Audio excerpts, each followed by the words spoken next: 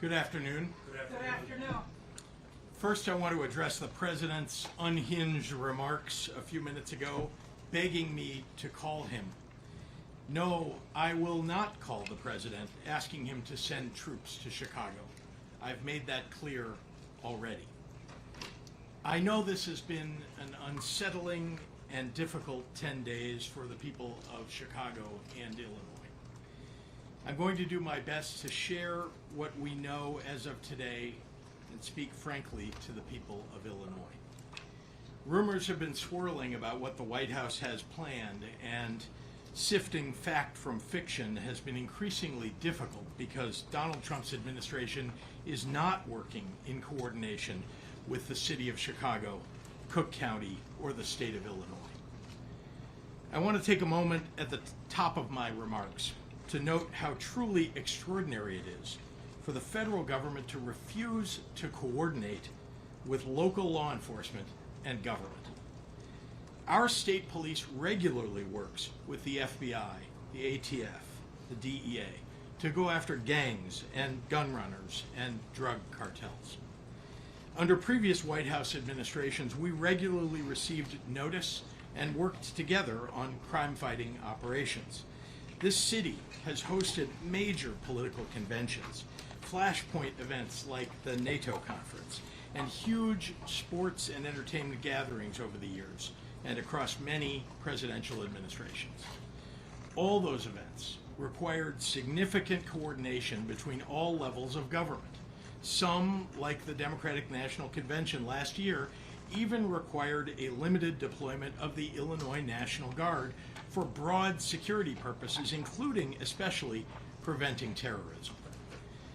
For that four-day event, there were conversations and meetings that began 1 year before the convention between my office, the mayor's office, the county board president's office, CPD, state police, the FBI, the Secret Service, and the Department of Homeland Security. The mayor and I were briefed at the highest levels of government, and we pledged unwavering support in the effort to pull off a convention that kept attendees safe and protected the rights of all citizens to express their First Amendment rights. The convention was a true success because of that collaboration. Fighting crime requires coordination. We have experienced nothing like that over the past several days and weeks. On Saturday, the head of the Illinois State Police received a phone call from CBP's Chief Patrol Agent, Gregory Bovino, indicating that ICE would be deploying to Chicago. It's the first outreach we have received from the Trump administration on this topic. Bovino was short on details and long on rhetoric. So in the absence of significant federal coordination, we've gathered information from unauthorized patriotic officials inside the government and from well-sourced reporters about Donald Trump's plan, which is to deploy armed military personnel to the streets of Chicago. I'm aware that the President of the United States likes to go on television and beg me to call and ask him for troops. I find this extraordinarily strange, as Chicago does not want troops on our streets. I also have experience asking the President for assistance, just to have the rug pulled out from underneath me when execution meets reality. I refuse to play a reality game show with Donald Trump again. What I want are the federal dollars that have been promised to Illinois and Chicago for violence prevention programs that have proven to work. That is money that Illinois taxpayers send to the federal government, and it's an insult to any and every citizen to suggest that any governor should have to beg the president of any political party for resources owed their people. I'd like to ask a question of my own, and it's one the press should be asking as well. When did we become a country where it's okay for the U.S. president to insist on national television that a state should call him to beg for anything, especially something we don't want? Have we truly lost all sense of sanity in this nation? that we treat this as normal? As I have done since becoming governor, I've been reflecting on my responsibilities to the people of Illinois. And one of those duties is to share with the public exactly what we know. In the coming days, we expect to see what has played out in Los Angeles and Washington, D.C. to happen here in Chicago. First, Donald Trump is positioning armed federal agents and staging military vehicles on federal property, such as the Great Lakes Naval Base. It is likely those agents will be with ICE, Customs and Border Patrol, the Department of Homeland Security, and other similarly situated federal agencies. Many of these individuals are being relocated from Los Angeles for deployment in Chicago. We believe that staging that has already begun started yesterday and continues into today. Second, unidentifiable agents in unmarked vehicles with masks are planning to raid Latino communities and say they're targeting violent criminals.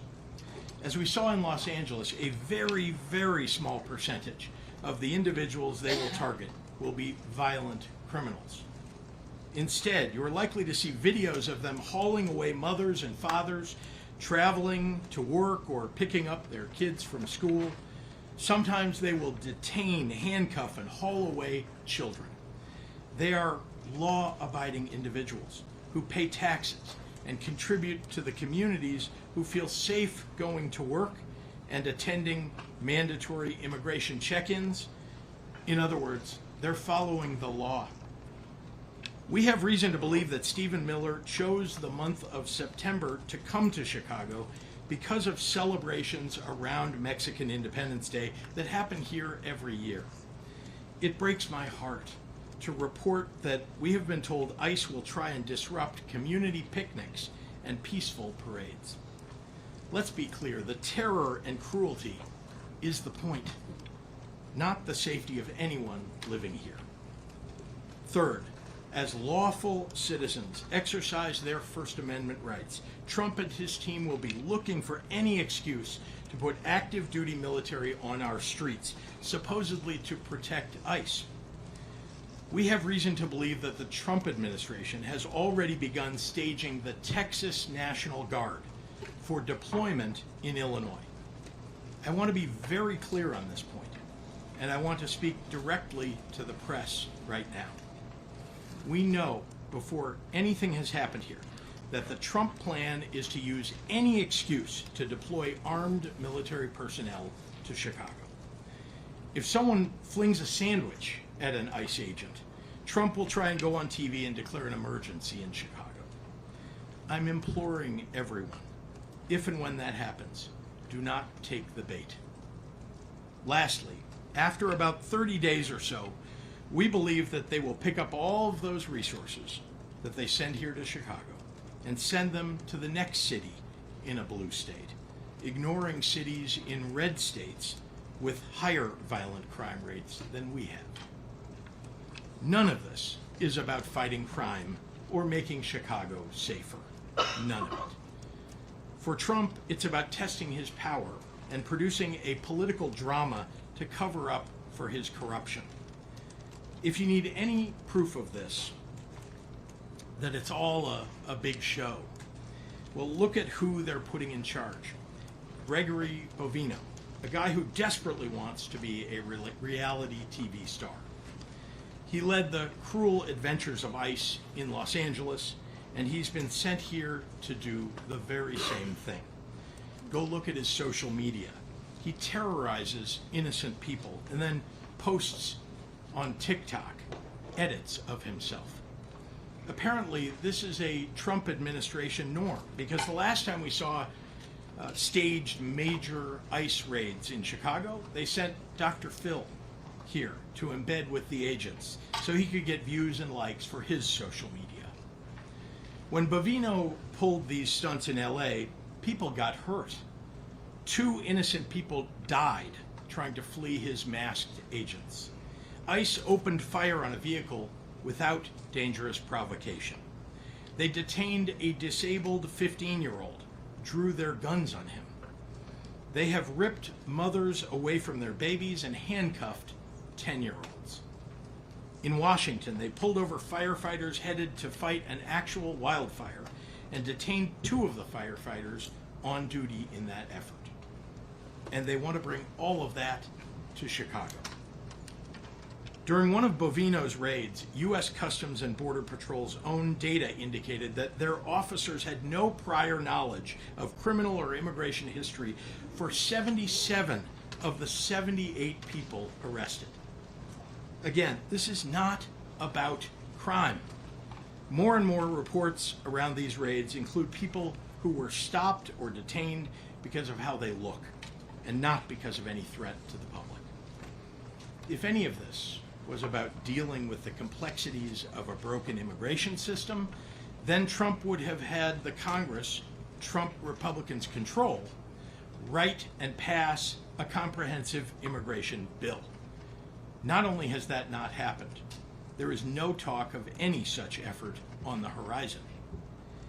I know how Donald Trump thinks because I've been governor during both of his terms. He has surrounded himself with groveling yes men who are too weak to restrain his most violent and unhinged impulses, or who share those impulses. As a governor who cares about the well-being of my people, I can't live in a fantasy land where I pretend Trump is not tearing this country apart for personal greed and power. I have to deal in facts, and here they are. Crime is down in Chicago. Murders are down by almost 50% in the last 4 years. Shootings are down 57%. Robberies down 34%. Burglaries down 21%. Motor vehicle thefts down 26%. One violent crime is too many, and we have more work to do. But we have made important progress on safety that Trump is now jeopardizing. Just during the last week, I've been in neighborhoods across Chicago, from Bronzeville to South Shore to Chatham to Little Village. The president's absurd characterizations do not match what is happening on the ground here. He has no idea what he's talking about. There is no emergency that warrants deployment of troops. He is insulting the people of Chicago by calling our home a hellhole. And anyone who takes his word at face value is insulting Chicagoans too. Crime is a reality that we all take seriously, me especially. I've held the hands of grieving mothers who have lost their kids to gun violence. I've been in consistent contact with law enforcement and managed our state through some of its toughest moments. That has informed our comprehensive, evidence-based approach to crime, hiring more police officers and giving them more funding, gun and drug and gang interdiction, investing in community violence intervention, mental health supports, more substance use treatment. Those programs have shown real progress. Then you know what happened? Donald Trump and his Republican allies in Congress cut those programs because they are unserious people who seem to know nothing about fighting crime. We are ready to fight troop deployments in court, and we will do everything possible to ensure that agents operating inside the confines of this state do so in a legal and ethical manner. To Chicagoans, what you can do is look out for your communities and your neighbors. Know your rights. Film things that you see happening in your neighborhoods and your streets and share them with the news media. Authoritarians thrive on your silence. Be loud for America. To everyone listening, but most especially to the press, I refuse to pretend that any of this is normal. I refuse to concede that the abject cruelty that we're seeing play out with the execution of Trump and Stephen Miller's policies are okay or justified. I refuse to fall into the pundit trap that demands we sacrifice vital constitutional rights if it's being done in the fake guise of fighting crime. Because, as I said 6 months ago in my State of the State address, any rational person who has spent even the most minimal amount of time studying human history has to ask themselves on one important question. Once they get the citizens of this nation comfortable with the current atrocities committed under the color of law, what comes next? Now I'd like to turn the podium over to the mayor of the city of Chicago, Brandon Johnson. Thank you, Governor. Good afternoon, everyone. Good afternoon. Thank you, President Preckwinkle, Lieutenant Governor Stratton, for being here, and our Attorney General Raul, to the members of the press.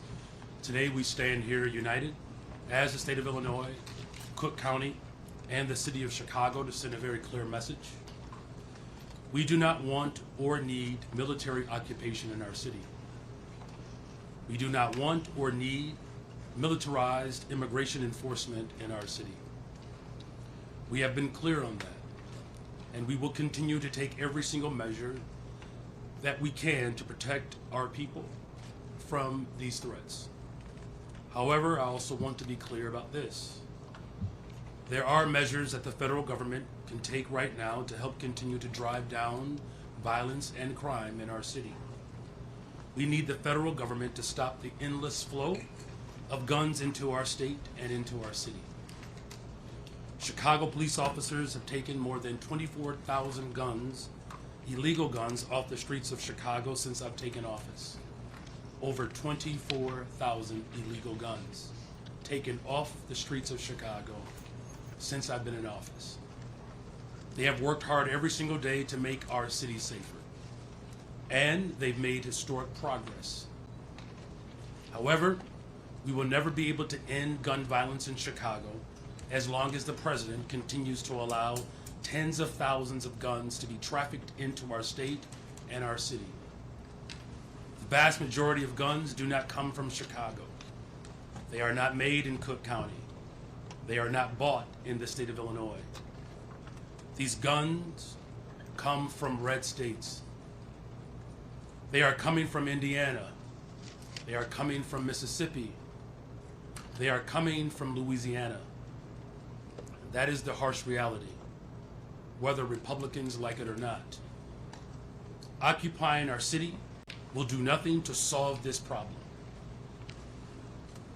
No matter how much work we do or how hard we work, whether it's expanding our Detectives Bureau, investing in community violence intervention, and addressing the root causes of crime, none of it will ever be enough until the president decides to end the mass trafficking of guns in our city.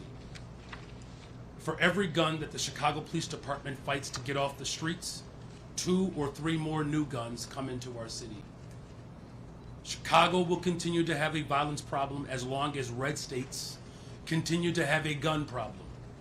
Shootings will continue as long as this presidential administration continues to put politics over people. We have sued Glock over their semi-automatic guns that are easily converted into automatic weapons with switches. We have taken down gun stores in Indiana that illegally sell thousands of guns to traffickers who move them into Chicago. But whatever we shut down, and whenever we do this, another one pops up. The governor has worked extremely hard to strengthen our gun control laws across our state. And as much as we would like to, we cannot send officers across state lines to stop this problem at the source. We only have jurisdiction over our own city. The governor only has jurisdiction over our state lines. It is the role, more importantly, the responsibility of the federal government and the president to stop the trafficking of weapons across state lines. For every shooting in Chicago, there is a gun trafficker in Mississippi making money. There is a gun trafficker in Louisiana profiting off of our pain. This is a serious problem that has gone on for far too long, and it requires serious solutions. We wrote a letter to President Biden after a mass shooting in Chicago 2 years ago, asking for more resources to stop gun violence in our city by deploying federal agents to hold these gun traffickers accountable. President Biden responded with more resources and stronger enforcement, and that alone had a significant impact on gun violence in our city. We need President Trump to do the same. Instead of using militarized ICE agents to terrify our communities here in Chicago, instead of sending in Border Patrol to our city to detain mothers and fathers who have called Chicago their home for decades, working class people who pay their taxes and make our communities stronger, they should direct those resources to taking down gun traffickers so that we can finally put a stop to the violence. If the Chicago Police Department had a fighting chance, we could end gun violence in Chicago. But as long as this president allows hundreds of thousands of guns to come into our city, we will always be fighting an uphill battle. And so our call to the president and to his fellow Republicans who want to weaponize the tragedy of gun violence, the Republicans who want to use the pain of families who have lost loved ones to shootings, and who want to use our city as a punching bag. Our response is that they should get their own house in order before they say anything about the city of Chicago.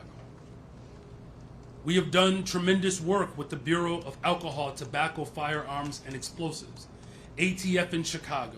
On August 4th, ATF worked with the Chicago Police Department to take 171 guns off the streets in just one action.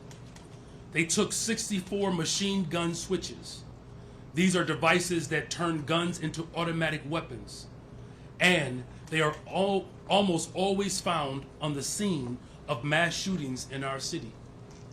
These guns are linked to shootings and homicides in Chicago going all the way back to 2017, including the killing of a 14-year-old boy.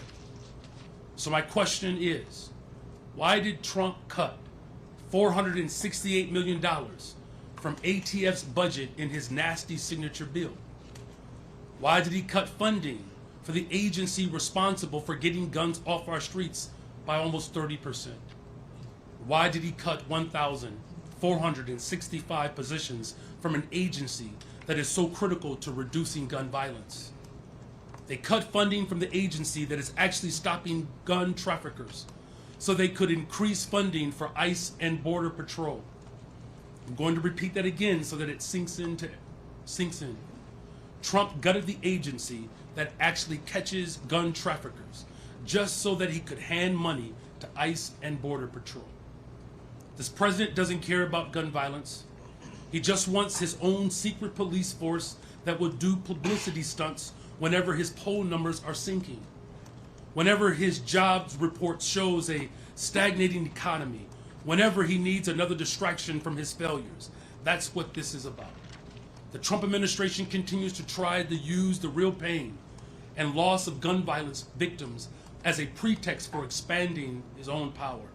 Unfortunately, even some elected officials in our city and state have parroted these lies.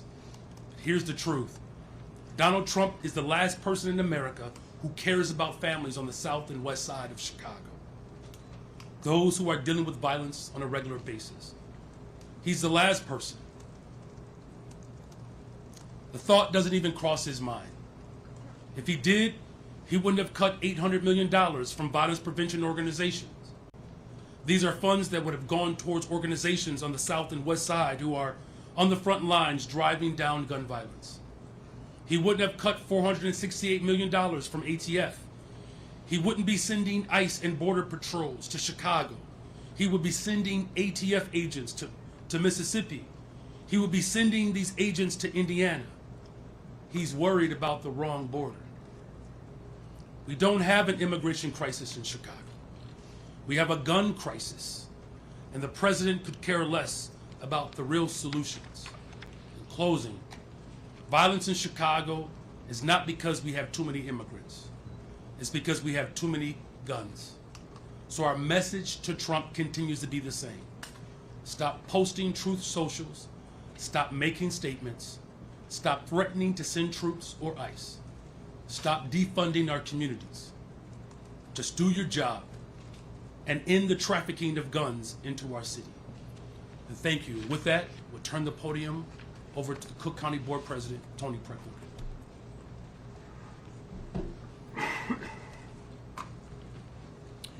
Good afternoon. Good afternoon. I want to thank all of you for being here today. Thank you, Governor Pritzker, Lieutenant Governor Stratton, Mayor Johnson, Attorney General Raoul, for standing in solidarity with the people of Illinois, Cook County, and Chicago. 4 years ago, leaders from the county, the state, and the city formed the Government Alliance for Safe Communities to collaboratively confront the gun violence crisis. This alliance works to maximize the impact of public funding, build cross-sector partnerships, and support organizations working on the ground to reduce violence. Together, we've made historic investments in community safety. Over the last 3 years, Cook County alone has invested over $100 million in community violence intervention and other evidence-backed violence prevention strategies. We will soon launch a new capacity-building network to provide training and technical assistance to strengthen organizations and maximize their impact in communities. Our government partners at the state and city level have also invested at unprecedented levels. Why do I bring this up? Because it's working. In Cook County, we've seen a 35% drop in gun homicides from this time last year and a 45% drop in gun homicides from 2021. I'm going to say that again. In Cook County, we've seen a 35% drop in gun homicides from this time last year and a 45% drop in gun homicides from 2021. Our investments are working. Meanwhile, President Trump is freezing $158 million in funding for violence prevention programs in cities like Chicago. He's dismantling the Office of Gun Violence Prevention and terminating more than $800 million in anti-violence grants nationwide. Needless to say, crime prevention is not his true agenda. The President is reducing resources that are working while undercutting local efforts. He is deploying active duty military personnel within our own borders. This is our America today. I say all this as we gather at a critical moment in our nation's history. For generations, our parents and grandparents believed that democracy was not simply an idea. It was a promise that people, not soldiers, should decide the future of our communities. That promise is now being tested. Threats from the federal administration to send ground troops to Chicago will test us. Let me be clear. There is no emergency in Chicago that warrants federalizing the National Guard, deploying the National Guard from other states, or sending active duty military personnel within our own borders. Their presence has not been requested by local leaders. The streets of Chicago belong to the residents of Chicago. They do not belong to federal troops. They do not belong to those who would use intimidation and violence as tools of political oppression. As the president of Cook County Board, I've spent my career working to make our institutions more fair, just, and accountable. Democracy is strongest when our people feel empowered, not threatened. If our residents see soldiers in combat gear patrolling their neighborhoods, they won't feel safer, they'll feel intimidated. Rather than troops, here's what's needed. We need the Trump administration to pass bipartisan, comprehensive immigration reform. Restore community violence intervention grants. Lower the costs of goods impacted by tariffs. And restore cuts to Medicaid and SNAP that take away health care coverage and food from the table. History teaches us that democracy is not self-sustaining. It requires constant vigilance. It requires courage. And most importantly, it requires people willing to stand up and say, no, you will not trample our rights. To the people of Cook County, I say this: do not be intimidated. Do not be silenced. Democracy depends on your voice, your courage, and your peaceful, I'll say that again, peaceful participation. Stand tall, speak up, and remember that no troops, no weapons, no show of force is stronger than united communities that refuse to yield our rights. Chicago will not succumb to threats, and Cook County will not be silenced. I'd like to welcome to the podium the Attorney General of the state of Illinois, Kwame Raoul. Thank you, Madam President, Governor, Mr. Mayor, and Lieutenant Governor. I'd like to repeat something the Governor said. We cannot, and not anybody in this room can be dumbed down to believing that any of this is normal.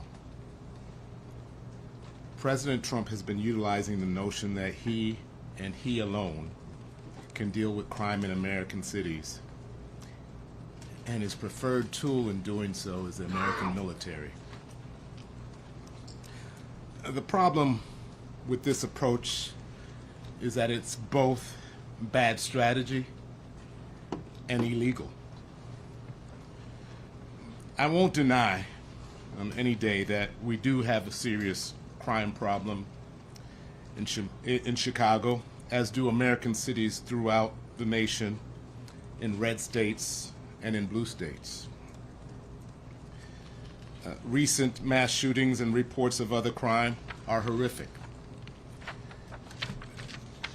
While Chicago's crime problem is serious, it is far from the worst in the country. President Trump's approach of using the military is bad strategy because the National Guard is not trained to do local crime fighting. Furthermore, the use of the National Guard as a crime-fighting force is simply not sustainable. It is further bad strategy because there has been no effort by the President to collaborate with local leaders or local law enforcement. Collaboration and a comprehensive approach is critical to successful crime fighting. Since the outset of my tenure as Attorney General, I and other local law enforcement partners have worked closely with federal law enforcement partners, including the FBI, DEA, ATF, Secret Service, and others, to investigate and prosecute criminal activity in Illinois. This one-team approach to fighting crime, utilizing combined intelligence, experienced, well-trained agents and officers, and state-of-the-art technology has yielded great results. It, combined with the investment in community violence interruption and providing for victims of crime, has led to a significant reduction in crime. If President Trump wanted to contribute to fighting crime in Chicago, he would steer more resources to these federal agencies that are collaborating with local law enforcement instead of dramatically cutting their budget. If President Trump were serious about fighting crime, he would not be cutting funding to proven community violence interruption efforts. If President Trump were serious about fighting crime, I would not have to have sued him 2 weeks ago, sued the Department of Justice 2 weeks ago for threatening to deprive resources for victims of crime based on unrelated immigration criteria. If President Trump were serious about fighting crime, he would not enter into collusive settlement to put machine gun trigger reset back out onto the street, devices back out onto the streets. President Trump's plan is not only bad strategy, but it is illegal. The militia clauses of the United States Constitution give Congress sole authority to decide the circumstances that allow the President to federalize the National Guard. The 10th Amendment preserves state sovereignty to enforce state laws as they see fit. As recognized by Judge Charles Breyer today in California, the Posse Comitatus Act limits the federal government's ability to use the military for domestic law enforcement. Although the president does have limited, and I repeat, limited authority to deploy the National Guard to help federal law enforcement in specific circumstances, none of these circumstances exist in Chicago. We are not being invaded by a foreign nation. There is no rebellion against the federal government as there was on January 6th. There does not exist an inability to enforce federal law in Chicago. Federal courts are open. Federal criminal cases are being prosecuted and investigated every day. And as I mentioned, federal criminal investigations in collaboration with local law enforcement are taking place on a daily basis. The president has failed to establish that any of these prerequisites required by Congress through the Posse Comitatus Act exists.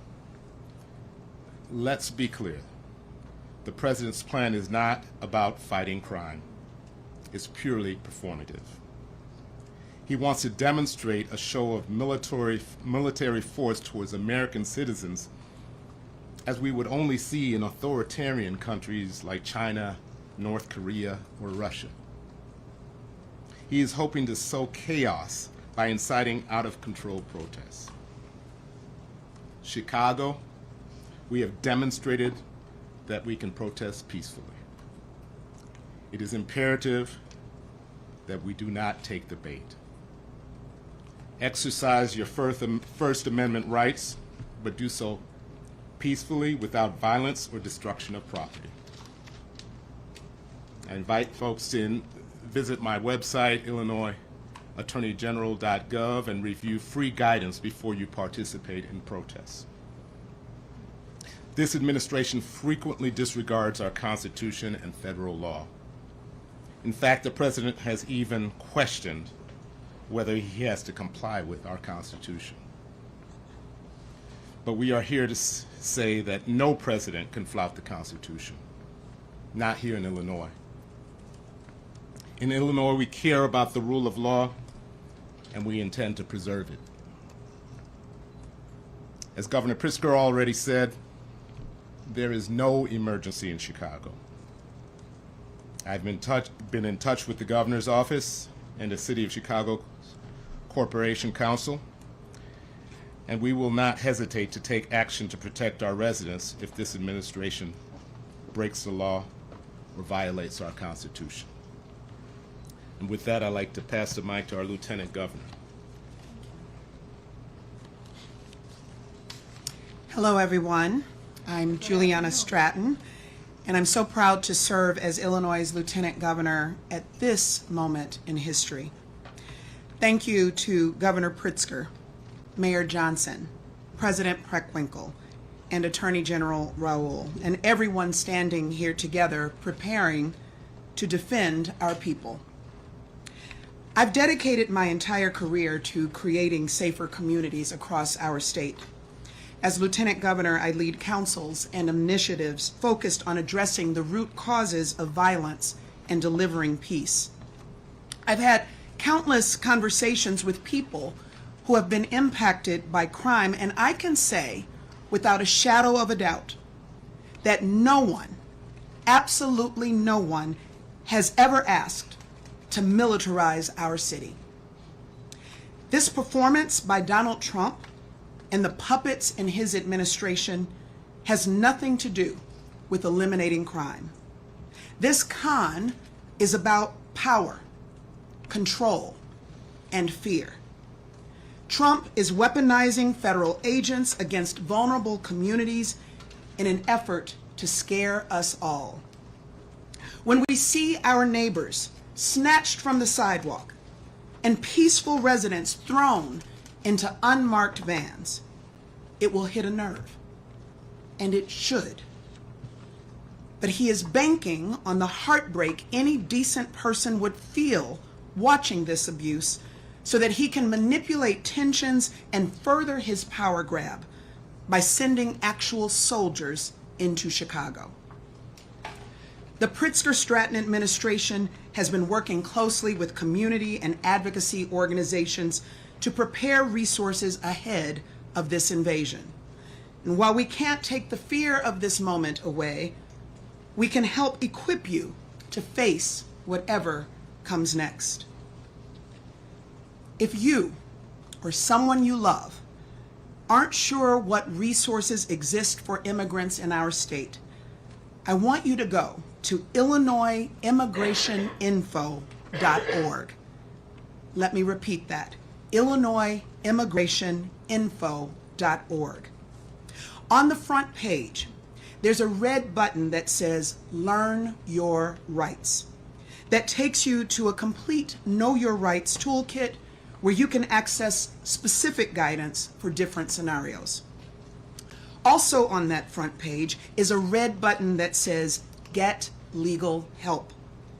If you or someone you know needs an immigration lawyer, this page has resources for finding representation. IllinoisImmigrationInfo.org also offers a family emergency plan template so you and your family can make a plan together before anything happens. And if you do end up facing an immigration emergency, call the Family Support Network hotline at 1-855-435-7693. There are translation services available and people ready to help. Our goal is not to scare anyone, but to prepare everyone to face some ugly realities in the coming days. Many Illinoisans who look a certain way are going to spend this time living in deep fear. That will mean skipping celebrations, avoiding certain places, and keeping in constant contact with your loved ones. The best thing that those at risk can do in this moment is to prioritize your health, mental wellness, and safety above all else. To those who have the privilege of never knowing what it feels like to question your safety because of how you look, this is your moment to step up and step in. Raise your voices on behalf of those who cannot. Chicago has a long history of peaceful protest. We're no strangers to calling out corruption and speaking up when our rights are on the line. We've shown that peace begets progress, and it's time to do it again. This version of America is not safe for anyone's American dream. But it can be if we take each other's hands and push back against this hate with every fiber of our being. Despite the gaping lack of humanity in Trump's soul, we know who America really is. A place where our ancestors triumphed over evils even greater than those we face today. A place where goodness exists alongside complexity. A place where goodness is real and powerful and worth fighting for. We are with you, Chicago and Illinois. Our only way forward is together. And so, together, we will march. With that, I will ask Governor Pritzker to come back to answer questions from the media. Thank you. Can you explain where your intel comes from related to the Texas National Guard? Because sources in the Texas governor's office just told my colleagues that that's not accurate. Well, good. Keep asking. And let's be clear, I'm not going to reveal the sources. These are people who are patriotic Americans who either work in the administration or work in the various branches of the military who've been willing to share what they know with us. Governor, what's your speech? Governor chunking the president in court is going to take a while. Are you? Say that again, I'm sorry. If you're going to be disruptive, we're going to ask you. I'm challenging the president in court is going to take a while. Are you projecting any type of fiscal intervention in case there are raids in Latino communities? Like physically intervening? We're not asking any of our law enforcement to interfere with the federal government agents that are coming. We are suggesting that there are people who no doubt will be deeply concerned about this, citizens, residents of Chicago, who will speak out, who will film situations that occur and make sure that they're known to the media and that they get known to the rest of the American public. Governor, is it your understanding? You responded to one part of what the president said in the Oval Office, but he also said, when asked about the National Guard in Chicago, said, quote, "We're going in." Can you respond to that, and can you tell us, are there any plans for a preemptive lawsuit? Well, there's no such thing as a preemptive lawsuit. If something occurs that trips the wire that allows us to go into court, and I'll just look at the Attorney General when I say this to get his confirmation, we absolutely will go into court, but that hasn't occurred yet. His comments aren't enough to trigger that? We're going in is not enough. No, we don't know this particular factual basis that he would be suggesting to federalize the Guard, and so we have to be able to respond to facts, not predicting what he's going to be relying upon and what they're going to be doing specifically. Sorry, just to answer the first part of your question, yeah, he said they're sending in troops. I just confirmed for you that we had heard that already. And so we knew that. I want to make sure that whenever we have information, that we share it with the public, make sure that they know, because they need to protect their own rights. Chris. Governor, can you elaborate on the information that you used at the beginning of your address about things that are going on right now, mobilization that's underway right now? What specifically is underway right now? Well, we're aware from some media reports, as well as from reporters who have pretty good sources, that they, in fact, have gathered ICE agents and military vehicles, and that there are more ICE agents that are on the way. And again, many of the people who are coming seem to be coming from Los Angeles and having been part of that raid. So if you want to look at what it is that they're planning to do, you can just look at what they did in Los Angeles. Paris. Is Mayor Johnson allowed to answer questions? I'm sorry, Mayor, can you, will the Chicago Police Department, will Superintendent be authorized to actually arrest federal agents that violate municipal code now on masks and identification? Which you've already seen with our executive order. We made it very clear what the distinction has to be. The local police department's responsibility is to protect the residents of the city of Chicago. That's what their role is, that's what the responsibility is, that's what they'll maintain. The whole point of this is to, ensure that all of the residents across the city of Chicago understand and know the distinction between what the federal agents are engaged in the role of the local police department. If these federal agents decide to work against what our local authority is, we'll use every single tool that is available to us. If you look at the ruling that just took place in Los Angeles, it actually cites what my executive order had already exposed. Mayor, Mayor this Johnson, why are violent decided by the criminals White allowed House to wear to masks argue in the case for Chicago, federal but you intervention. don't want Do you think it's ICE unfair to agents to wear overlook our masks? recent progress in light of a more violent and usual holiday weekend, or do you think this weekend was a setback for us? Well, look, every time someone is shot, every time someone loses their life to violence, it's a tragedy. My heart breaks every single day when these tragedies occur. But as far as the work that we are doing to drive violence down in the city of Chicago, it's why I'm even more committed after a weekend like the one we just experienced. Over 4,000. The fact of the matter is that we have illegal guns that are being trafficked in our city. That's the problem, right? We have done everything in our power locally, getting guns off the streets of Chicago, revamping our detectives bureau.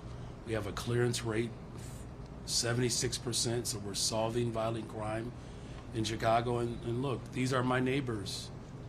Right? These are my neighbors. You know, I wake up on the west side of Chicago, and neighborhoods across the south side of Chicago have dealt with violence for 60 years. The progress that we are making doesn't mean that we stop. There's more work to do, and I'm going to continue that work. Mayor Johnson, what do you say to people who might look at how D.C. has seen a reduction in violence, and those who might wonder, had the Guard been here this weekend, 58 people might not have been shot and 8 of them might not have been killed? Well, if you look at what's happening in D.C., I believe the vast majority of the interactions were for traffic stops and misdemeanors. No one is asking for that in Chicago. In fact, you know, the amount of money that is being spent by the federal government, if we were to have those resources in Chicago right now, I could reopen every single mental health clinic that was closed. But you don't think that the violence numbers would have been different? I can hire every single young person that was looking for a job.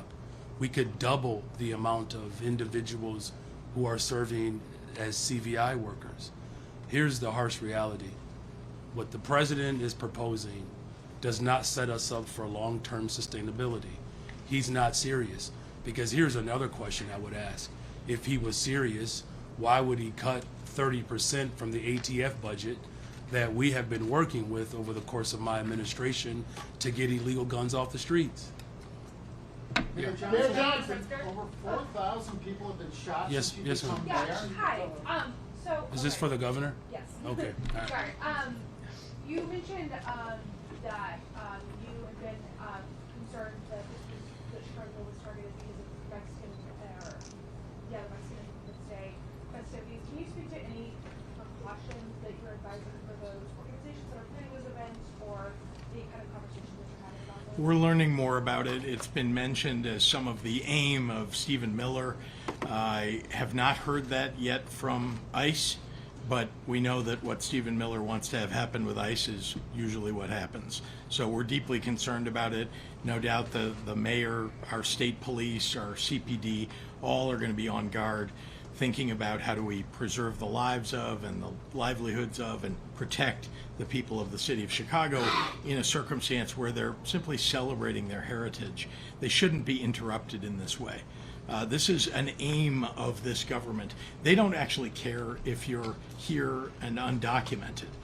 They just care if your skin color is a little off of theirs and that you're Latino. They're going to just target you without knowing anything. Do you, by the way, does anybody in this room walk around with citizenship papers?